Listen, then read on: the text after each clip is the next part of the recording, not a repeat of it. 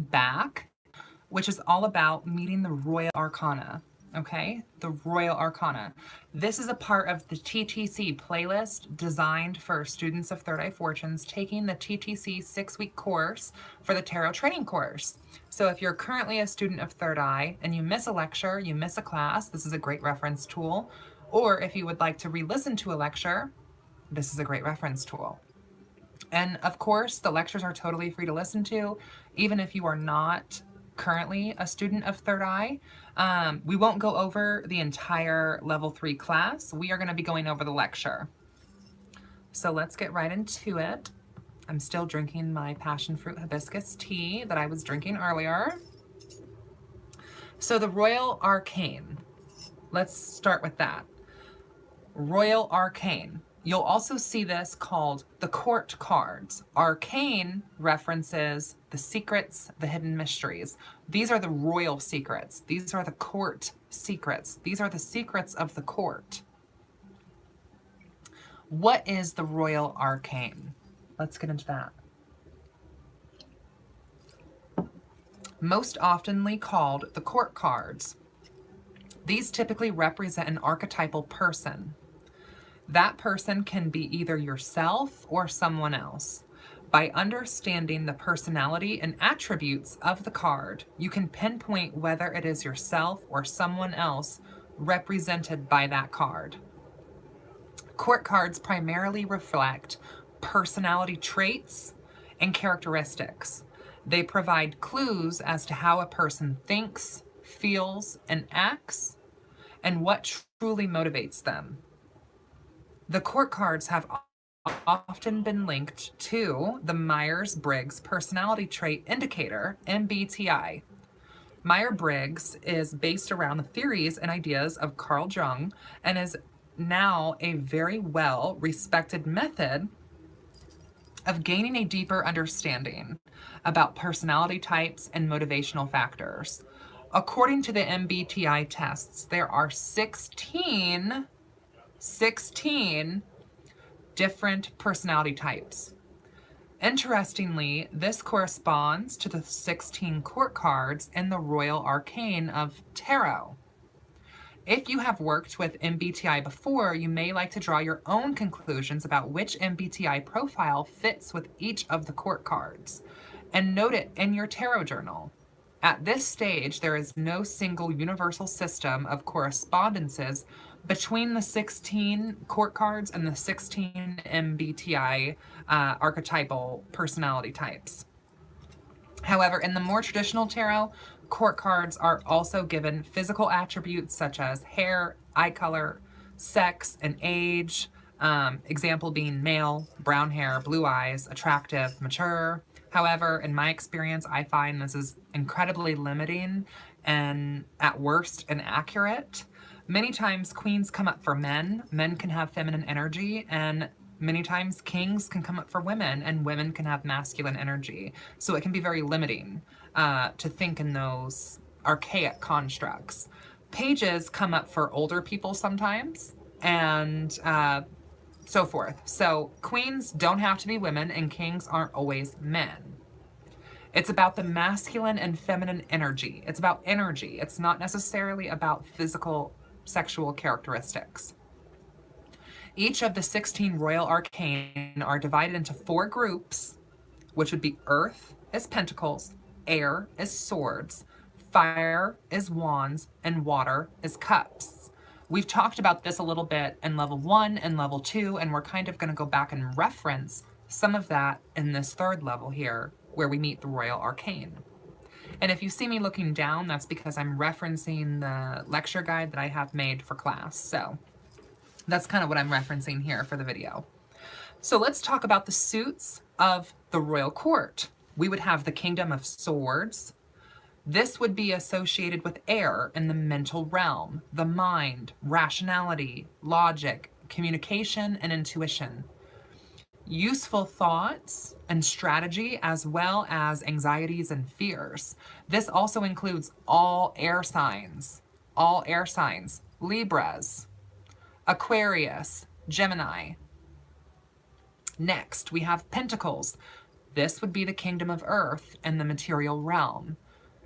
Physicality, you know, the body, work, career, our environment, abundance, as well as scarcity and greed. Okay, this calls for all earth signs. All earth signs are the houses of these kingdoms. So we're talking about Taurus, Capricorn, and Virgo here, and the elements of those zodiac correspondences. The next kingdom is Wands, the kingdom of fire. Now, this is associated with that gusto kind of life force, the excitement, the passion, the exploration, the creative pursuits, as well as the grandiosity and impulsiveness, right? The burnout. This is the fire signs.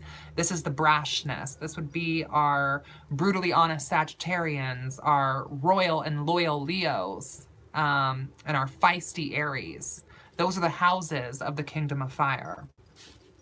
And last but certainly not least, we have the kingdom of water, which is cups, associated with the emotional realm, the connection between every person, love, dreams, wishes, empathy, okay? The relationships, happiness as well as sorrow. These are all the water signs. So, all the water signs, we're talking about Cancer, Pisces, Scorpio, right? The houses of water, the houses of that kingdom. So let's break down the court and let's meet the archetypes of each court, and then we're going to pair them with each element, right? So the first nobility that we meet in the court are the pages. The page, aka the child, remember not to get stuck on those liminal structured archetypes, but the child of the courts has an explorative, playful relationship with the suit's energies. May still have a lot to learn about the suit, but on the other hand, often interacts with the suit in a fresh, unbiased way. This is kind of the new initiate or the newbie or the apprentice. And this card is associated with new endeavors, fresh beginnings, apprenticeship within each suit that it's in. So the Page of Cups is going to translate and speak entirely differently than, let's say, the Page of Wands, right? We're talking about water, we're talking about fire. Those are polarities there. Our passion, our will, our intent, our fire, our soul, our spark, our love, our empathy, our relationships, our feelings, right? Next is the Knight. The Knight is the next nobility that we meet within the ranks of the court. This is often called the teenager or the young adult, prone to shift their pace erratically within the suit's energy, sometimes showcasing that energy in proactive ways, the next moment in unbalanced ways. The next moment in balanced ways, right? It's back, it's forth, it's action. Knights are all about action of that element, right? So if we're talking about a knight of fire, that's hot, fiery, explosive, temperamental action, versus if we're talking about a knight of swords, right, of air, we're talking about long thought out, premeditative, carefully meticulated, planned out action. So you can kind of see how these themes are starting to develop here. The next nobility that we meet in the court is the Queen. This is often called the inwardly mature adult. The Queen embodies the traits of her suit and radiates that energy from the inside out. She leads by example. Through her intentions and her beliefs, the queen, right? Behind every king is a queen, okay? Don't get twisted, don't get tangled here. Okay, so the key element to the queen is nurturing. Queens nurture the element that she embodies. Okay, let's talk about the Queen of Pentacles, the Queen of Earth. That would be nurturing our health, taking care of our physical body, and taking care of the physical bodies of others. You could say that nurses would oftentimes have to embody that Queen of Pentacles because that is their job, right? King. This is the next nobility that we meet within the court, and this is where it all comes to actualization. This is the outwardly mature adult. The queen is the inwardly mature adult. The king is outwardly. So the king projects that energy of his suit outwardly, imposing it upon the world. He leads through action and by setting external guidelines. Now, the key to the king is fulfillment, right? So the fulfillment of that suit. So what does that exactly mean? Well, if we're talking about the King of Swords, this is going to be a master of air, a master of the mind, someone who's very charismatic, very good at charming people, very good at speaking, very good at networking, right? That's the actualization, that's the embodiment, that's that fulfillment of that king, right? If we're talking about the King of Swords. So that kind of gives you the rundown for what is the Royal Arcana, as well as the court and who and what are in the court. Now let's talk about the astrology within this and how the astrology and tarot is so heavily connected, because there is no denying that astrology and tarot are deeply linked. Both philosophies consult the astral world for guidance. While in astrology, zodiac signs and readings focus more on planets and their positioning, tarot focuses more on the mythical power of the astral world. So when you combine astrology and tarot together, this expands your practice by tenfold easily for clients and for yourself. Philosophies that will help enrich your practice, your life, and the lives of your clients who you read for. Spreads can resemble constellations. Okay, I mean, the possibilities are endless here. Astrology is interwoven behind the scenes of tarot, and you'll miss it if you're not paying attention. You will miss it if you're not paying attention. So let's talk a little bit about, going back into level 2, let's talk a little bit about the zodiac here and how the zodiac will manifest within the Fool's Journey. Now, the Fool's Journey is what? The major secrets, the major hidden, the major arcana. So let's start in astrological order here with Aries. Aries is linked with the Emperor, a card representing loyalty and authority. And you'll see the ram's skull on the card for the Emperor, right? We're talking about that brashness, that fight, that authority. That's our Aries when it comes to the major arcana. Taurus is the Hierophant, representing knowledge and people seeking higher truths of heaven and earth. Reliability and trustworthy. Staple, steady, loyal figures of society is the Hierophant. That's our Taurus. Gemini is linked to the Lovers, representing the same dual nature of one being. Choosing between good and evil, masculine and feminine, right and wrong, good twin, bad twin. That's the Lovers. That's our Gemini. Cancer, or the Chariot, represents the love for being free and overcoming life's conflicts. Using intuition as a guide, by the light of the moon, water flows. That's our Cancer. Cancer's mantra is all about I feel. The Chariot is all about feeling your way through the progressing through life. Leo's card is Strength, of course, the Lion. Okay, physical, emotional, spiritual power, courage, compassion, loyalty, and royalty. These are themes of Leo that will be found within the Strength card. Libra's card is, of course, Justice. Some of these are kind of more easier to read between the lines than others here. Libra is Justice. The scales of justice are featured on the card of Libra. This is a state of mind where people put their feelings and emotions aside in order to make a fair decision for the greater outcome of all, right? That's the Justice. That's the Libra. Themes of beauty, themes of fairness, themes of balance, right? So when you see that Justice card come up, if you think about the zodiac Libra, bam, it's all going to start coming in. It's all going to start coming in. Scorpio is next, and that is linked to the card Death. Ooh, I know, the death card is so iconic and stigmatized, but it's really not, guys, a bad card. It's not. This is the sign that welcomes change. Scorpio welcomes change. Scorpio welcomes the fringes, the unknown. This is a card about transformation. Scorpio's all about transformation and passion, linked to the time of year of Scorpio's runic symbol. If you think about the runic symbol for Scorpio and how it looks like an M pointing downwards, that's when we're going into the darker half of the year. So when you see the Death card, don't limit yourself to just thinking physical death. While it, yes, includes that, it's not limited to. It's not limited to.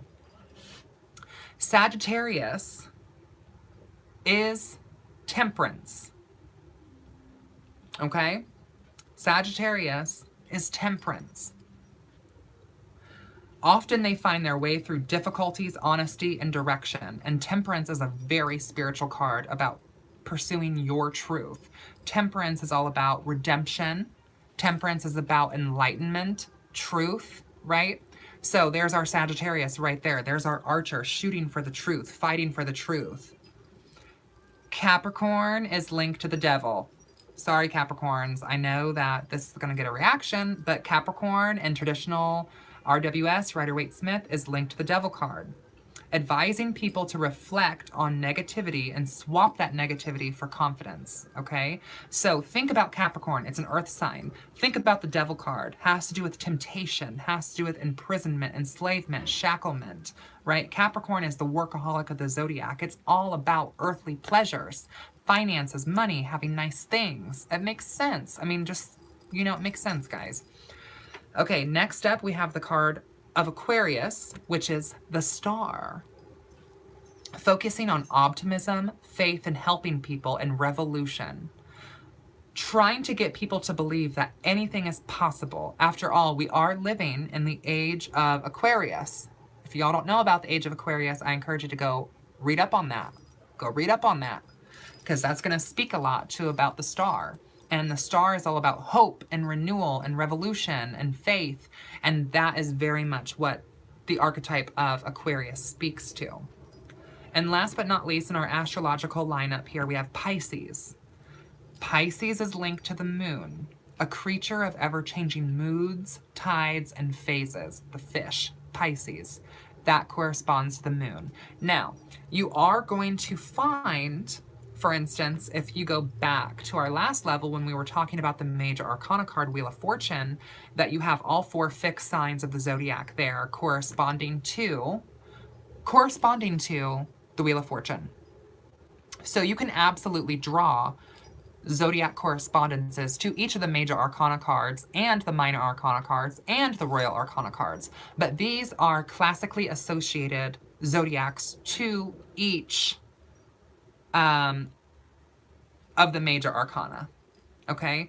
And as far as minor arcana go, that would be all 3 of the elemental houses of that suit. So for air, that would be the house of Aquarius, the house of Gemini, the house of Libra, is found throughout the entire suit of swords, is found throughout the entire kingdom of swords, the page of swords, the knight of swords, the queen of swords, and the king of swords.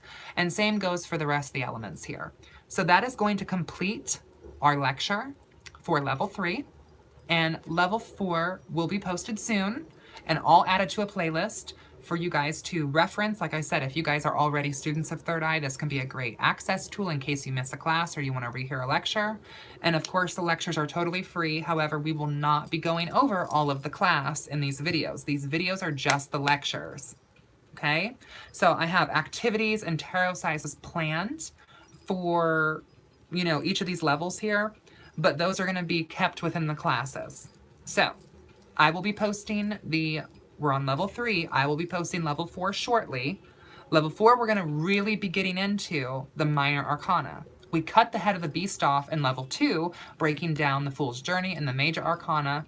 Now we're kind of in the abdomen here with the royal arcana. And then we're really going to be getting into the roots when it comes to the minor arcana. And that's where we're going to be taking this into come the next level, which is level 4.